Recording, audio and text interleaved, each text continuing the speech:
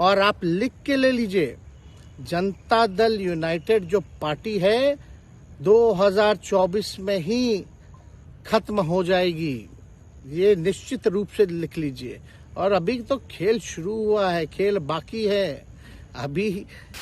नमस्कार दोस्तों, मैं हूं अनूप श्रीवास्तव और आप देख रहे हैं मेरा चैनल। दोस्तों, आपने देखा सुना, तेजस्वी यादव का साफ साफ ये कहना है कि खेला अभी बाकी है, आप देखते जाइए। जी हां, तेजस्वी यादव जो अब सत्ता से बाहर हो गए हैं। तो आज के इस वीडियो में हम चर्चा करेंगे कि तेजस्वी यादव अब बिहार में क्या करने वाले हैं, तेजस्वी यादव का गेम प्लान क्या है, लालू प्रसाद यादव की अगली चाल क्या होगी, और अभी जो ताज़ा मूवमेंट बिहार से पता चला है या बिहार से सामने आया है, जो ताज़ा एक्शन एनडीए की सरकार जो कल गठित हुई वहाँ पर उसने जो ताज़ा एक्शन लिया है वो ये है कि बिहार विधानसभा के स्पीकर अवध बिहारी चौधरी के खिलाफ नो कॉन्फिडेंस मोशन यानी अविश्वास प्रस्ताव की नोटिस दी गई है। जी हाँ, इस पे हम चर्चा करेंगे, लेकिन उसके पहले हम बात कर लें कि तेजस्वी यादव और लालू यादव दोनों को ईडी की नोटिस गई है, ईडी का सम्मन गया है। और आज लालू यादव पटना में गांधी मैदान के पास ईडी दफ्तर में जा रहे हैं, जहां पर ईडी के सवालों का वो जवाब देंगे। मामला आपको पता है, और वो मामला है land for job. Lalu Prasad Yadav जब यूपीए की सरकार में रेल मंत्री हुआ करते थे, तब जो है उनके ऊपर ये आरोप लगाया गया है कि उस दौरान उन्होंने जो है रेलवे में ग्रुप डी की नौकरियों में जो है वो कैंडिडेट से ज़मीन लिया, उनसे ज़मीन लेके उनको जॉब दिया यानी नौकरी दी। सीबीआई इसकी जांच की थी और सीबीआई के पास ऐसे 7 मामले हैं, और इस केस में लालू यादव, उनके बेटे तेजस्वी यादव, उनकी 2 बेटियां हेमा यादव और मीसा भारती, और साथ ही साथ उनकी पत्नी और पूर्व मुख्यमंत्री बिहार की राबड़ी देवी को भी नामंजद किया गया है, आरोपित बनाया गया है। तो उसी मामले में आज लालू प्रसाद यादव की पेशी है ईडी के सामने। स्वास्थ्य कारणों से लालू प्रसाद यादव ने ईडी से ये रिक्वेस्ट की थी कि वो पटना में ही उनकी बातचीत करेंगे, उनसे बातचीत करेंगे, उनके सवालों का जवाब देंगे। लिहाजा ईडी ने पटना के दफ्तर में उनको बुलाया है, और पटना में ईडी का ये दफ्तर गांधी मैदान में बिस्कोमान भवन के पास में है। तो जब तक आप ये वीडियो देख रहे होंगे, लालू से पूछताछ संभवतः पूरी हो चुकी होगी। उसके बाद अब तेजस्वी की बारी है। जी हाँ, तेजस्वी को कल बुलाया गया है, यानी 28 जनवरी को लालू यादव से पूछताछ और 29 जनवरी को तेजस्वी यादव से पूछताछ। तेजस्वी यादव, या यूं कहें लालू प्रसाद यादव के परिवार के सामने अभी फिलहाल दोहरा संकट खड़ा हो गया है। पहला ये ईडी का घमासान, और दूसरा की सत्ता भी हाथ से चली गई है। तो अब तेजस्वी यादव किस तरह से इसका मुकाबला करेंगे, इन झंझावातों का मुकाबला वो किस तरह से करेंगे, और जब उनकी सत्ता चली गई और वो सरकार से बाहर हो गए तो नीतीश कुमार के बारे में उन्होंने क्या कहा और नीतीश कुमार ने क्या कहा, दोनों की बातें आप सुनिए। सबसे पहले आप तेजस्वी यादव की बात सुनिए। तेजस्वी यादव ने जो क्रेडिट उन्होंने लिया अपने काम का, उसे जायज़ ठहराया है, और नीतीश कुमार ने कहा है कि अब वो इधर उधर कहीं नहीं जाएंगे। बहरहाल ये तो भविष्य में पता चलेगा, लेकिन पहले आप इन दोनों की बातें सुन लीजिए, और फिर उसके बाद हम चर्चा करेंगे कि तेजस्वी यादव का गेम प्लान क्या है। तो बने रहिएगा हमारे इस वीडियो के साथ, अंत तक बने रहिएगा। कि आज हमने सुना है कि क्रेडिट लेने की बात उन्होंने कही है, तो कोई क्रेडिट क्यों ना ले। हमारे 79 विधायक हैं, और उनके जो विधायक हैं वो 45 हैं, मंत्री हमारा है, विभाग हमारा है, तो हम क्रेडिट क्यों ना लें। और यही मुख्यमंत्री जी जो 2020 के चुनाव में कहते थे कहाँ से पैसा लाएगा, कहाँ से नौकरी देगा, तो हमने, आपको पता होगा कि हमारी जो सरकार बनी थी इनके नेतृत्व में, वो 9 अगस्त 2022 में बनी थी, और 15 अगस्त को मुख्यमंत्री जी ने ऐलान किया था। ये किसका विजन था, ये किसकी सोच थी, तो जो मुख्यमंत्री कहता था कि यह असंभव है नौकरी देना, उसको हमने एक हफ्ते के अंदर जो है उनसे बुलवाने का काम किया, जो कहता था असंभव है। तो हम लोगों ने जिस हिसाब से विकास के काम किए, नए नए नीति लाए, टूरिज़्म डिपार्टमेंट हमारे पास था, हमने टूरिज़्म पॉलिसी लाया। आईटी डिपार्टमेंट राज्य कोटा में था, हम लोगों ने जो है आईटी पॉलिसी लाई। और भी कई जो पॉलिसीज़ हैं हम लोगों ने लाने का काम किया। स्पोर्ट्स पॉलिसीज़ हम लोगों ने लाने का काम किया। जो खेलेगा उसको भी नौकरी मिलेगा सरकारी, और जो पढ़ेगा उसको भी नौकरी मिलेगा। शिक्षा विभाग किसका था? राष्ट्रीय जनता दल के पास था। हमारे मंत्रियों ने लगातार जो है नौकरियां देने का काम किया। और ये 17 महीने में जो काम हुआ है, ऐतिहासिक काम हुआ है, जो आज तक पूरे देश में नहीं हुआ है। और ये भाजपा और नीतीश जी की तो सरकार 17 साल भी रहे, तो 17 साल बनाम 17 महीने जो काम हुआ, एक विभाग में वर्ल्ड रिकॉर्ड बनाने का काम किया। एक जो है 2 लाख से भी ऊपर जो है हम लोगों ने नियुक्तियां पत्र वितरण करने का काम किया। ये ऐतिहासिक काम है, किसी भी राज्य में नहीं हुआ। और अब तक हम लोगों की सरकार ने लगभग जो है, जो गवर्नर ने भी जो स्पीच दिया अभी 26 जनवरी को, तो 3.5 लाख से ऊपर की बात कही उन्होंने, नौकरियां दिया। तो किसके राज्य में हुआ, किसका विजन था? तो कहीं ना कहीं से जो लोग कहते थे कि इनके लोग काम नहीं करते थे, हम लोगों ने तो इतना इनसे करवाया जिनका कोई विजन नहीं था, जो थक गए थे, थके हुए मुख्यमंत्री थे, उनको हम लोगों ने इतना काम करवाया। तो इतना काम तो हुआ ही है सारा। और आप लोग सब लोग जानते हैं कि जो भी बातें ये कह रहे हैं इनको खुद भी नहीं पता। हालांकि हम कोई व्यक्तिगत टिप्पणी नहीं करना चाहते हैं, और हम इतना अपने लोगों को आश्वस्त करते हैं कि ना हम में गुस्सा है, ना हम में नाराज़गी है। हम बड़े संयम रूप से हम लोगों ने गठबंधन धर्म का जो है पालन किया है, और उसी हिसाब से हम लोग आगे जनता के बीच अपनी बातों को रखेंगे। लेकिन एक बात स्पष्ट रूप से मैं कह देना चाहता हूँ कि अभी खेल शुरू हुई है, अभी खेल बाकी है, और मैं जो कहता हूँ वो करता हूँ। और आप लिख के ले लीजिए, जनता दल यूनाइटेड जो पार्टी है 2024 में ही खत्म हो जाएगी, ये निश्चित रूप से लिख लीजिए। और अभी तो खेल शुरू हुआ है, खेल बाकी है। आप सब लोगों को हम बता देते हैं कि आज हमने इस्तीफा दे दिया, समझ गए ना? आज हमने मुख्यमंत्री से इस्तीफा दे दिया, और जो सरकार थी उसको भी समाप्त करने का हमने आज गवर्नर साहब को दे दिया। ऐसी नौबत क्यों आई ऐसी? अरे इसलिए नौबत हुई है कि ठीक नहीं चल रहा था, तो इसीलिए थोड़ी परेशान। आप लोग तो हमसे बहुत पूछ रहे थे, हम बीच में बंद कर दिए थे कुछ बोलना, तो हम देख रहे थे।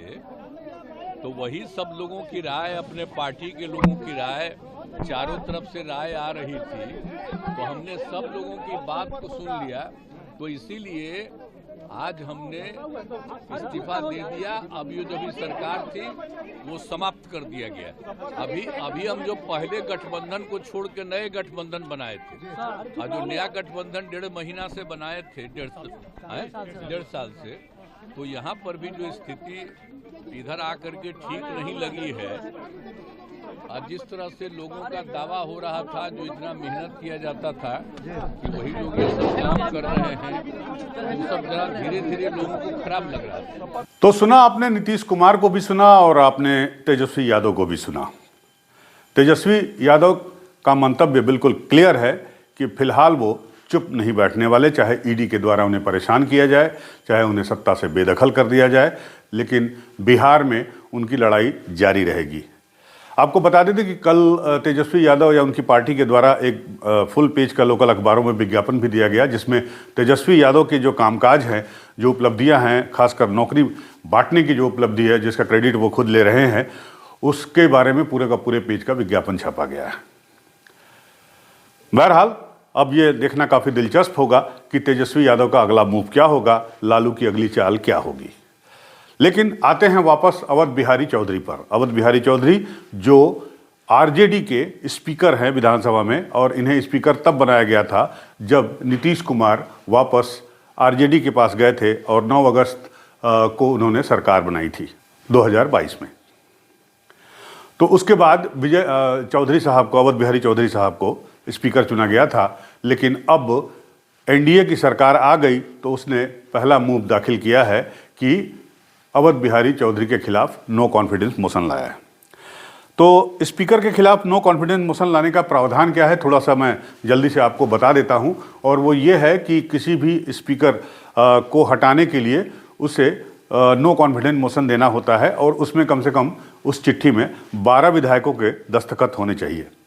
तो बताया जा रहा है कि नंद किशोर यादव, जो पूर्व पथ निर्माण मंत्री रह चुके हैं नीतीश और एनडीए की सरकार में, उनके द्वारा ये मूव किया गया है, और उस पर तमाम विधायकों और मंत्रियों के हस्ताक्षर हैं, पूर्व मुख्यमंत्री के हस्ताक्षर हैं, जिसमें जीतन राम मांझी भी शामिल हैं और विजय चौधरी भी शामिल हैं। तो 14 दिन पहले जो है ये मूव दिया जाता है, और इसके 14 दिन बाद जो है विधानसभा का सत्र आहूत किया जाएगा, और उस तब तक अगर अवध बिहारी इस्तीफा नहीं देते हैं तो उनके खिलाफ ये अविश्वास प्रस्ताव पास कराया जाएगा सदन में, और जाहिर सी बात है वो पास भी हो जाएगा।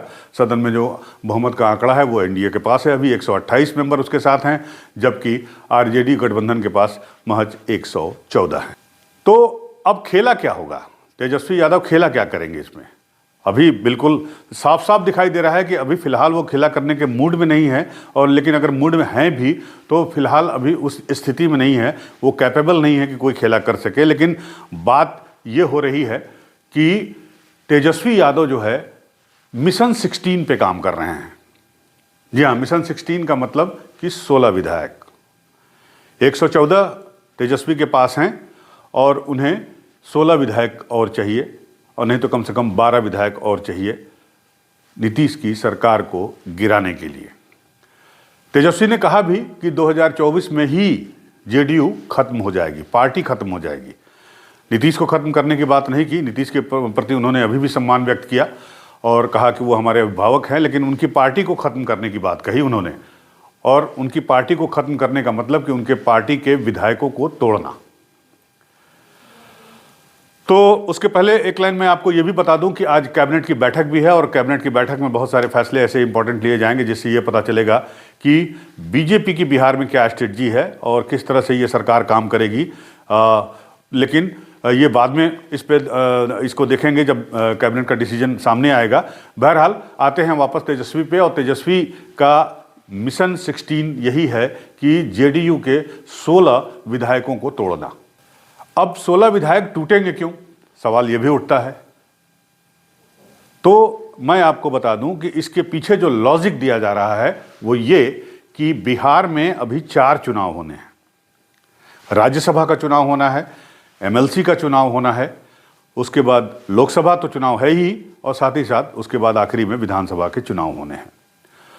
तो ऐसे विधायक जेडीयू के जो नीतीश कुमार के वापस एनडीए में जाने से खुश नहीं हैं या सहमत नहीं थे, ऐसे विधायकों पर तेजस्वी यादव की और लालू यादव की नज़र है कि ऐसे विधायकों को तोड़ लिया जाए, न 16 सही तो कम से कम 12, और उन्हें इस बात पर राजी किया जा सकता है कि उसमें से किसी को मंत्री बना देंगे अगर सरकार बनती है तो, किसी को एमएलसी बना देंगे, किसी को राज्यसभा भेज देंगे और किसी को विधानसभा का टिकट दे देंगे।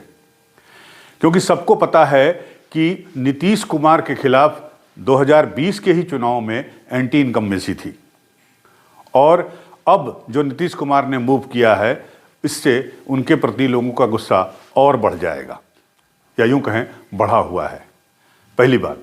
दूसरी बात, सवाल इस बात पे भी उठाए जा रहे हैं कि लोकसभा चुनाव के बाद अगर बीजेपी को कंफर्टेबल मेजॉरिटी मिल गई, या वो मेजॉरिटी जो वो उसे चाह रही है उसे मिल जाती है बिहार में प्लस पूरे लोकसभा चुनाव में, केंद्र में उसकी कंफर्टेबल सरकार बन जाती है, उसके मनमाफिक सरकार बन जाती है, तो क्या वो नीतीश कुमार को अपने साथ ढोना पसंद करेगी, और क्या वो नीतीश के चेहरे पर विधानसभा चुनाव लड़ेगी?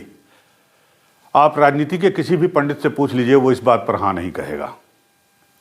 जाहिर सी बात है, उसके बाद बीजेपी अपना मुख्यमंत्री वहाँ बनाएगी और नीतीश कुमार के पास कोई ऑप्शन नहीं रहेगा वापस फिर कहीं दोबारा इधर उधर जाने का, जैसा कि उन्होंने कल कहा।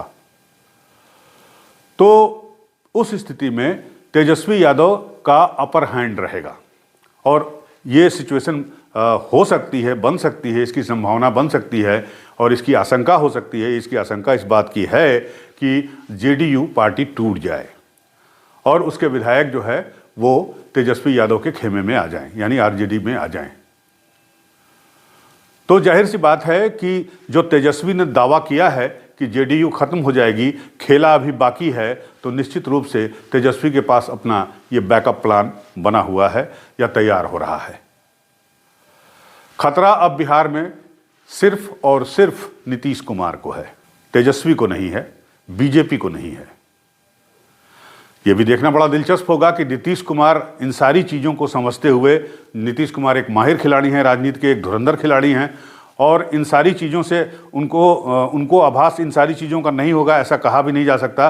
तो ये देखना बड़ा दिलचस्प होगा कि अपनी पार्टी को जिसे बचाने के लिए और अपने सर्वाइवल के लिए जिन्होंने एक बार फिर से एनडीए का दामन थाम लिया, तो अगर एनडीए इनका दामन छोड़ देती है लोकसभा चुनाव के बाद, तो नीतीश कुमार अपनी पार्टी को कैसे बचाते हैं और क्या तेजस्वी यादव का ये गेम प्लान, ये जो बैकअप प्लान है, ये सफल हो पाता है। तेजस्वी को दो मोर्चों पर लड़ना है, एक ईडी के मोर्चे पर और दूसरा बिहार में अपनी सुपरमेसी साबित करने के मोर्चे पर, बिहार में अपने को प्रासंगिक करने के मौके पर, या यूं कहें बिहार में सबसे लोकप्रिय नेता होने के कसौटी पर।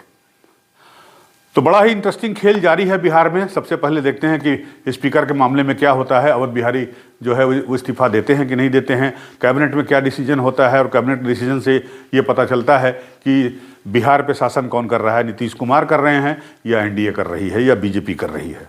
एनडीए का मतलब बीजेपी कर रही है। तो इन सब डेवलपमेंट से, बिहार में जो भी डेवलपमेंट है उनसे हम आपको अवगत कराते रहेंगे। बने रहिएगा हमारे साथ। हमारे इस वीडियो को अगर आपने पसंद किया तो हमारे चैनल को लाइक ज़रूर करिएगा, सब्सक्राइब जरूर करिएगा। मिलते हैं आपसे अगले वीडियो में, तब तक के लिए नमस्कार।